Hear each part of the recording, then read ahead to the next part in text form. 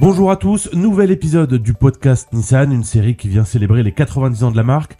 À chaque numéro, des intervenants viennent nous raconter leur histoire et la manière dont elle est liée à celle de Nissan. Aujourd'hui, deux personnes se joignent à nous, Michael et Sylvain, bonjour. Bonjour. Bonjour Elie.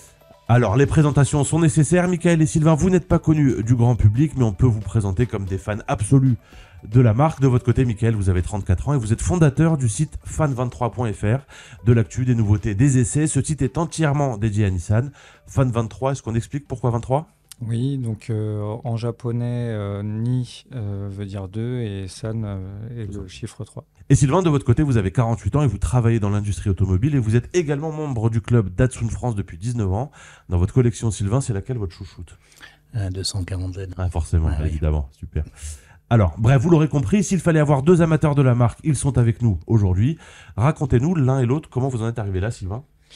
Je cherchais une auto de collection avec un 600 lignes, une belle ligne. Et par culture, je me dirigeais plutôt vers des roadsters anglais. Donc c'était il y a une vingtaine d'années. Ouais. Et puis j'ai pris connaissance de ce modèle-là. Il n'y a pas eu le réflexe Datsun tout de suite, quoi. Je connaissais mal, en fait. Ouais.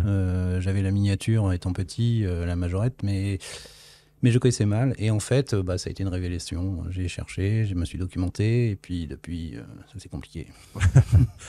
Et pour vous, Michael ? Et pour moi, c'est grâce à mes parents qui, au début des années 2000, cherchaient une nouvelle voiture, sachant que dans la fin des années 90, ils avaient acheté une Nissan Primera. Donc moi, j'ai fait des recherches dans les années 2005-2006. Et puis, je suis tombé sur plein de sites de Nissan à l'étranger, en France, etc. Donc, je me suis beaucoup documenté. Et finalement, mes parents ont acheté le Nissan Note en 2006. Donc, et après, j'ai continué à suivre la marque. Pour l'un comme pour l'autre, ça fait presque 20 ans que vous êtes un peu pris par la fièvre Nissan. Comment vous expliquez que vous soyez toujours autant attaché à la marque, même après autant d'années, parce que ça fait quand même 2 décennies l'un et l'autre. Qu'est-ce qui vous accroche encore, vous, Sylvain, par exemple ? Clairement, au départ, moi, c'est le produit qui m'a attiré, la voiture, la ligne, sa qualité de construction, son palmarès, enfin, comme Ouais. beaucoup de gens. Et ensuite, je dirais ce qui, 20 ans après, fait que je suis toujours impliqué dans le club de cette marque, c'est clairement la communauté, les gens qui sont autour de cette marque. Enfin, c'est quasi une famille, Ouais. les vieilles Datsun. Hein. Je peux faire le tour d'Europe sans aller à l'hôtel. Hein. Ah bon, parfait. Et pour vous, Michael ? Pour moi, je dirais que c'est la manière qu'a Nissan de nous faire rêver, entre guillemets, Ouais. et de s'adapter, en fait, comme pour ces marchés, elle ne sort pas 15 véhicules de la même gamme, elle s'intéresse aux clients, à ce qu'on doit faire sur ce marché-là. Avec Et des du produits coup, très précis et adaptés. Avec quoi. des produits précis, oui. Alors, on sent tout de même deux approches très différentes quant à la marque et c'est très intéressant. Si je vous demandais à l'un comme à l'autre de me faire le top 3 de vos Nissan préférés, ça donnerait quoi ? On peut commencer avec vous. Moi, ce Nickel. serait Qashqai, Ariya et le Juke. Sylvain ? 240Z. Ouais. Je mettrais le Patrol aussi. Ouais. Et puis après, la troisième, j'irais sur le Qashqai pour ce qu'elle représente en termes de révolution. Donc, on voit bien encore deux approches extrêmement différentes. Qu'est-ce qui, selon vous, a permis à Nissan de se détacher du lot en 90 ans d'histoire ? Et qu'est-ce qui aujourd'hui fait que la marque arrive encore à sortir son épingle du jeu dans une industrie qui est en plus en plein changement aujourd'hui ? Michael ? L'innovation, L'innovation, ouais. ne serait-ce qu'au début des années 2000, en 2007 avec la sortie du Qashqai, donc Ouais. Nissan a créé un nouveau marché. Et puis en 2010, en déployant à grande échelle la Leaf, du coup, ils ont surfé, enfin, Ouais. ils n'ont pas Il y a eu un inventé côté précurseur l'électrique, mais qu'ils ont voilà, gardé, ils sont précurseurs. Sylvain, j'imagine qu'il y a une approche un peu moins...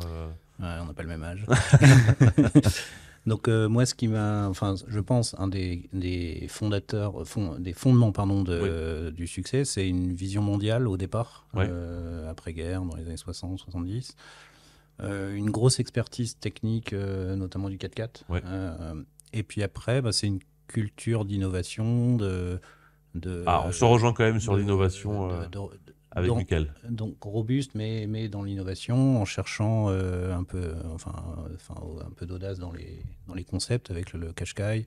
Ouais. L'électrique, on peut y croire. Merci Mickaël et Sylvain d'avoir pris le temps de discuter avec nous aujourd'hui. Mais avant de vous laisser partir, c'est l'heure de notre petit tu préfères. Le principe est simple, 2 propositions, un choix à faire et on espère que vous ne tombiez jamais d'accord. C'est parti. 240Z ou GTR R34? GTR R34. C'est un petit dur. Même si, bon. Ben, quand même. Voilà. Voilà. Nissan Cube ou Leaf première génération? Cube. Cube, ouais. Cube aussi. Ah. Patrol ou Terrano? Patrol. Patrol, nos limites. Nos limites. Qashqai ou Juke? Qashqai. Duke. Aria 100% électrique ou X-Trail e-Power? Aria. X-Trail. X-Trail. Dakar ou WRC? 4x4. 4K. Ah oui, Ouais. donc X-Trail e-Force en plus. Oui. Ouais, bien sûr. Dakar ou WRC? Dakar. Ah, super. Et Super GT ou Formula E? Super GT, pour info, c'est une compétition qui a lieu au Japon. Formula E. Super GT. Super GT. Donc Mickaël et Sylvain, merci encore une fois. Mickaël, la dernière actu en date? Bah là, c'est au niveau motorisation, c'est Ouais. le e-Power, Le évidemment. e-Power. Et prochainement sur ma chaîne, l'essai du Qashqai e-Power. Justement. Ah, bah à ne pas louper. Et Sylvain, de votre côté, prochaine sortie prévue avec la 240Z? Ou une autre. Ou une autre peut-être, ouais. La prochaine grosse sortie, ça va être le Spa Classique au Ah mois oui. de mai, où on va être Bel événement. une 60aine d'autos Super. au pied du Raidillon. Et puis sinon, à très très court terme, il y a le Monte Carlo historique quand même. Ouais, c'est vrai, Et- ça arrive. et- Eh ben super, merci beaucoup tous les deux. Merci. Merci. Merci.